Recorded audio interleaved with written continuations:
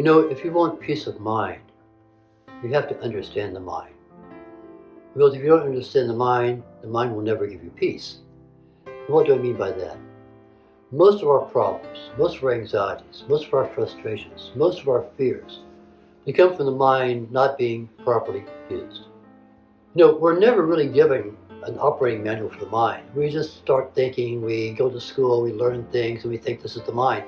But in reality, there is a way to use the mind in its proper way. The proper use of the mind is to understand yourself, your true self. Otherwise, you'll always be misled by the mind itself. So to understand the mind, we first of all have to realize that our mind has basically three natures. There's three natures to our mind. And depending on how we use these natures of our mind, we're going to have a sense of peace and happiness, or a sense of being frustration and angry or irritated or reactive. The three ways to look at your mind is simply this. One part of your mind is always looking for the problems, the dangers. The mind that says, don't do that, don't go there, you can't do that, watch out for this could be a troublesome thing. It's very defensive. We use this mind sometimes to protect ourselves, and sometimes it's correctly done. Another part of our mind is saying, I want something, I need something, I want to get something, and how do I get it? The positive nature of the mind, to go out and reach something, and get something, and have something, and change something, to do something.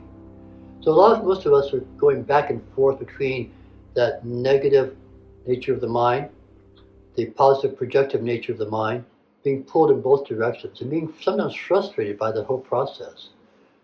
What you really need to do with the mind is understand there's another part of your mind that most people have not been trained to use, or they don't use it naturally. And that is that neutral mind that allows you to observe possibilities, pluses, minuses, make a good judgment. So many people make poor judgment calls because they're being drawn one way or the other way by the reactive nature of their mind. And yogis say, don't react, act. Because when you act from the purpose of your soul, everything's fine. But when you react from the machinations and the anxieties produced by the mind, you're always going to be trapped. So what we need here is really a process that we can access that part of ourselves that is within us. The yogis call it the Buddhi mind, the discerning intellect, the part of the mind that allows us to tell truth from untruth, reality from unreality.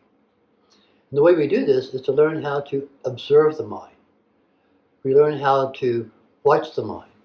We learn how to examine the mind in a very removed way. And the yogis call this the neutral mind. When we have that neutral mind of not being reacting, but acting, we are able to use the mind at its very best. We're able to be fully in the present and not the past or not the future. Remember, anxiety is the future, depression is in the past. Only in the present do you find peace. You'll never find it tomorrow. You'll never find it if you keep thinking about yesterday. You only find the peace of mind when you're fully in the present moment. And to do that, you have to be able to rise above the torrent, the stream, the flood of ever-changing thoughts that's continually bombarding you all the time. You have to be almost like you're sitting above that river of thoughts. You're sitting on top of something and you're watching it all happen, and you're fully present at each moment. Not identifying with each thought or each moment, but simply observing. From the place of observation, there's a sense of being fully present.